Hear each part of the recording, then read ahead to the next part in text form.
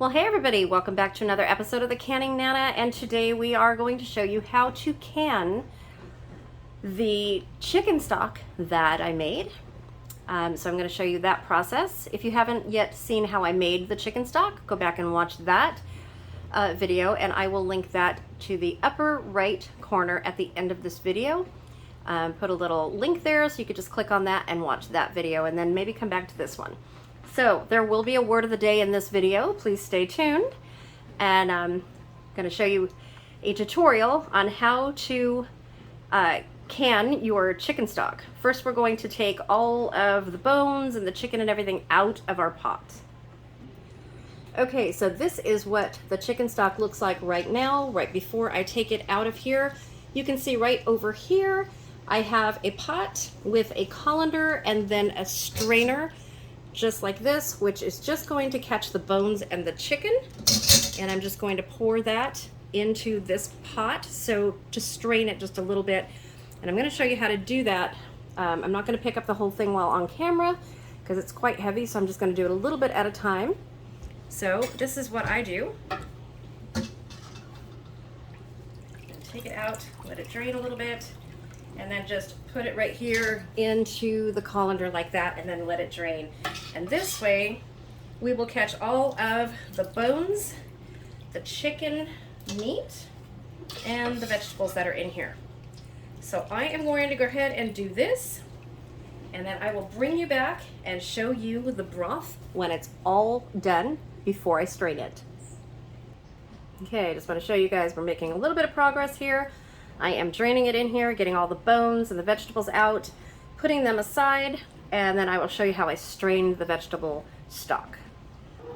Okay, so just want to show you, this is what it looks like right here, and I am putting it into these half-gallon containers right here before I put it through cheesecloth and strain it all the way. So I'm going to continue doing that, and then I'll bring you guys back.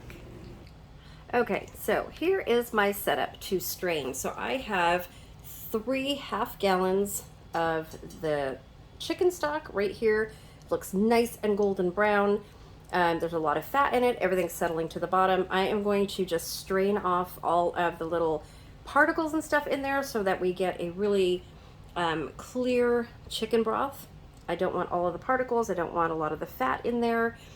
So what I did was I have my funnel right here and my cheesecloth, and I stuck it down in there so that it'll drip in there so that it doesn't come out, hopefully. So we are just going to start to pour in there, and I will show you how to do that in just a second. We want nice clear chicken stock. Okay, so I'm going to start to strain it, and I've already started a little bit, so we're going to go really slow. And if you push your cheesecloth all the way down into the jar a little bit, it's not going to move. So this probably will need to be strained a couple times because of all of the little particles in there. And we are just going to fill this up. This smells delicious, you guys. And like I said, there are 3 half gallons here, so I'm going to get quite a few jars, and I'm going to do this in pints. But this is going to be a nice, rich, golden brown chicken broth that is going to be absolutely delicious for whatever I want to use it for, whether it be chicken soup, chicken and dumplings. Let's see if you guys can see that coming down. Move it back just a little bit. There we go. Okay. So this is going to take just a little bit. What I'm going to do is strain it through here and see how clear it is, and then I'm going to just put it directly in the jars. This is pretty hot right now. I've got my canner going. It's getting warm.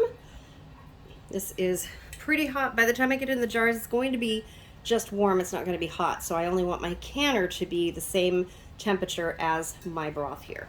So I'm going to finish up this one jar, and then I'll show you what it looks like. Okay, so one thing I do want to show you, kind of what it looks like here. Just going to lift it while this is straining so that you guys can see how far in to the funnel that this is going. So I have it pushed all the way down there. This way You don't have to worry about the sides going in or anything like that. Just kind of keeps it down. We're going to just keep straining this. This 1/2 gallon is almost emptied. We just have a little bit more to go. Look at how rich golden brown that is, you guys. Look at that. So I will show you what that looks like when it's all strained. Okay, so I have 1/2 gallon strained, this one right here, and you can see the difference is this is really, really clear. There's no little particles floating around. That's exactly what I'm looking for. Compared to this, oh, this is really over full. Well, I'm just gonna show you guys that. Compared to this right here where there's all kinds of little particles and stuff floating around. So I'm gonna go ahead and filter out these 2 jars, and then I will show you the rest of the way. Okay, so here we are at the canning station. So I have washed the jars, sterilized the jars. The lids have been sterilized. The rings have been sterilized. Now I'm going to show you how to fill the jars. And we're going to do this a little bit at a time. This is our strained stock. And we're going to do it an inch headspace. And if you remember in the last video, so let me do that just a little teeny bit more. That's right at the rim, or you want to measure with your debubbler. I can fill it just a little bit more too, but that's right at the rim. Right here is 1 inch. So even if you don't have a debubbler, which you absolutely should have, you don't need it for liquids, but you do need it for any kind of solids. You always fill it, you always know right at that lip on your jar, that's 1 inch headspace. Okay, so I'm going to go ahead and fill the rest of these jars. We're going to get them in the canner.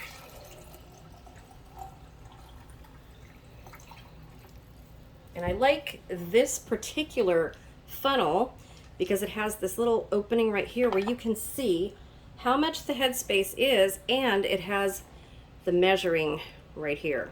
So it's got 1 inch, 3/4, half, and 1/4. So we're gonna do, that one's a little bit full. So I did one a little bit under, one a little bit over. And yes, there is gonna be some fat in here, which is absolutely fine. We don't mind fat at all. We just want all the little particles out. The impurities. Let's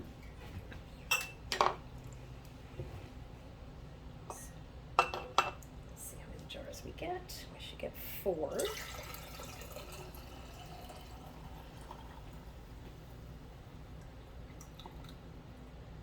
Okay, and then which one? This one was. So we don't want to fill it over what it's supposed to because we don't want any siphoning. So 1/2 gallon should give you 4 pints. And that's exactly what we got. Okay, so what I'm going to do now is I'm going to take, actually I'm going to take my rag with my vinegar. Okay, so I have my napkin and my vinegar. I'm just going to wet it like this. And we are going to wipe the rim. Now, how did I do that? That one has a little bit less. Okay, so just put it. Oh, I knew I was going to do that. Okay, so we're just going to leave it. Going to wipe the rims. That one just has a little bit less. And then I want to get these in the canner while they're still warm. Okay. Finger tight. Finger tight means you put the lid on, you turn it as much as you can right there very easily and just a tad tighter. That is finger tight. You don't want them too tight because you want the air to escape through the lid during the canning process. Okay, let's put them in the canner. Okay, so my 4 jars are in the canner. I'm going to go ahead and finish the rest of the jars, and then I will bring you along for the rest. Okay, so I am back. I'm going to bring you guys along for the filling of the last 3 jars, and here we go.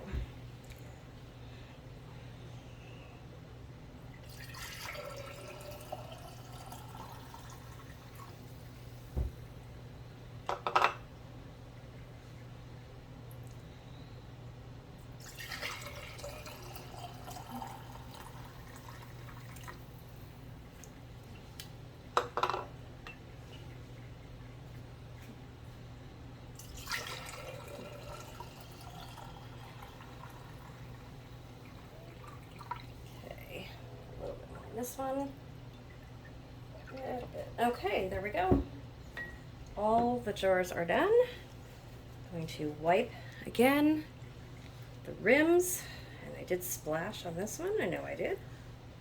Okay, and this one. So they're not entirely full to the top. They're a little bit less than an inch headspace, but that's fine. They're not too much below, just below it. So finger tight, and into the canner they go. So as a little added bonus, so I had some jars left over from last night from the juice, the broth from the pork bones that I made. So that's what you're seeing here. I'm going to filter this. I'm taking off all of the fat on here. It's hardened, really easy to just take it off just like that. And I will show you how I filter it in just a second. Okay, so I am going to start filtering this in here. Oops, didn't follow my own rules. This has to be down there a little bit.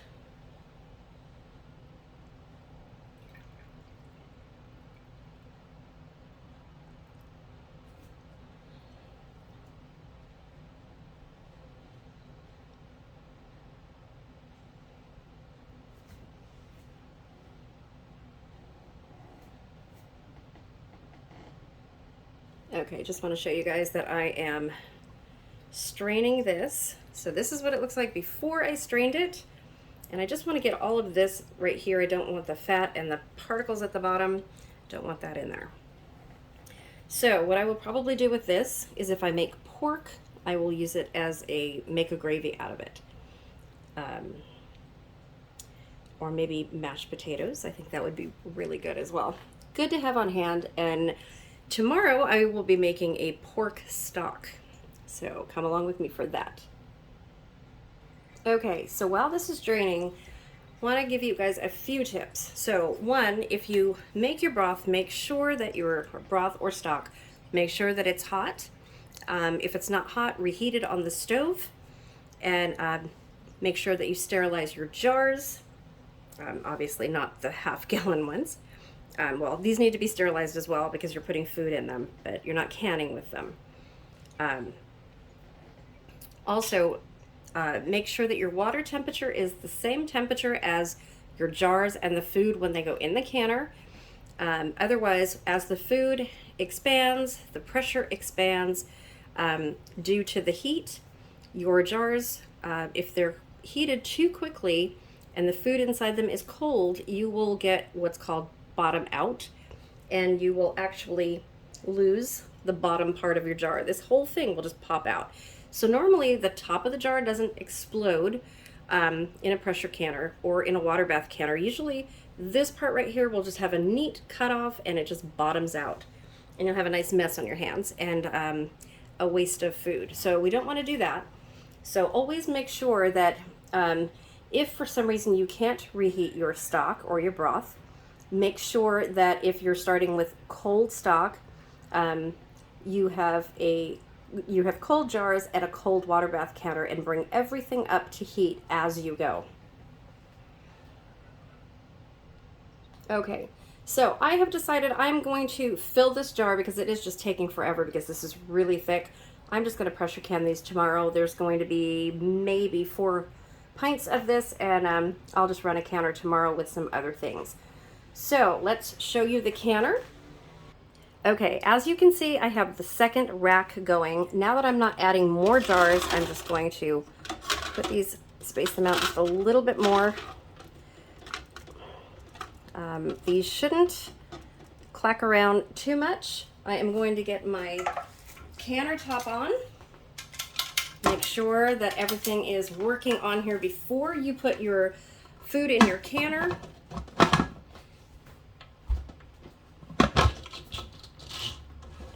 And I'm going to turn my heat up just a little bit at a time. Okay, so let's take you back over here while I finish up this. So the word of the day today is going to be 20 minutes. So why is it 20 minutes? Well, because we're canning pints and we're canning chicken stock, and at 10 pounds of pressure, that is the amount of time that you want to can your chicken stock. If you are doing turkey stock, turkey broth, the same amount of time. If you're doing quarts, it's going to be 25 minutes. For my altitude at sea level, it is 10 pounds pressure. Please make sure you go to your local extension, your USDA extension online, and find out what your elevation is, and then you want to increase that as the ball book says. So if your altitude is higher than sea level, you want to increase that pressure. So if you are 0 to 1,000 feet, you're going to use a 10-pound weighted pressure. Anything above that, you're going to be using 15 pounds. If you're using a dial gauge, that's going to be different, and you need to follow the directions in your pressure canner to do so. Okay, you guys, so if you have any questions, please put them in the comment section below. Please subscribe if you're not already subscribed. We have lots and lots of new videos coming up. Lots of interesting videos, lots of interesting tutorials to come, especially the artichoke one. The long-awaited artichoke video is coming up, how to cook an artichoke. We have some dehydrating videos coming up, and lots more. We are even going to make raisins out of grapes. Sorry, you guys, it's getting late today. So, happy canning, everybody. I hope this inspires everybody out there to start to can and to put up some of your food for the winter, for emergencies, for your food storage, to become self-reliant. It's always good to have food put away. And like I did, the pork yesterday, 10 pounds of pork, and that will be several meals, probably about 4 or 5, very, very easily. In fact, we're going to have some more probably tomorrow. So I will see you guys later. Don't forget the word of the day to enter my 8,000 subscriber giveaway in mid-November. We just did our last 7,000 subscriber giveaway on last Friday, and we had a ton of winners.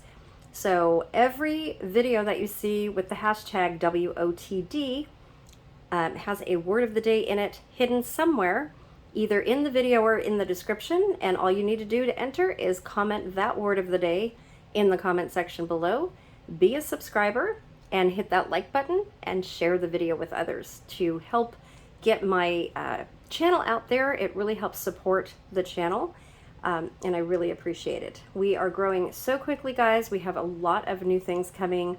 We have so many brand new canners that have never canned before, and the beginning canning series should be up and running by tomorrow. So if you have any questions, again, you guys can always email me at thecanningnana@gmail.com, and I will be happy to answer any question that you have.